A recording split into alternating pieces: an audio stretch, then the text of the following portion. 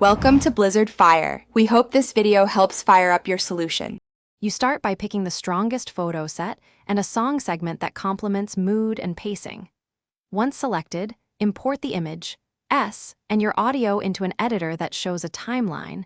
This lets you align beats to frames. Make sure the song length matches your intended clip duration, trimming a 15-60-second segment if needed. While importing, set the canvas ratio and resolution for the final output so you avoid rework later. This saves time once you begin editing. You now map the photo edits to the song.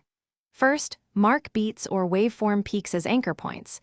If needed, tap to detect BPM and place markers.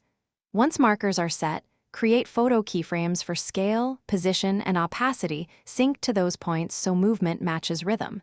Then add transitions or crossfades on offbeats to enhance flow. Make sure to preview loop sections and tweak easing curves. Ease in and out to keep motion natural and avoid jerky jumps. You finish by color grading and applying subtle sharpening or grain to unify the set. Once done, balance audio levels so vocals and beats sit under visual emphasis. Export using H.264 or HEVC with AAC audio at appropriate bitrate and the correct color profile for your platform.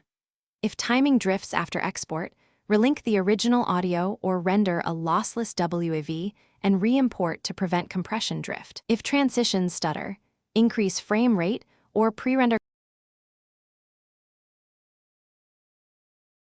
Thanks for watching. If you found this helpful, don't forget to like and subscribe.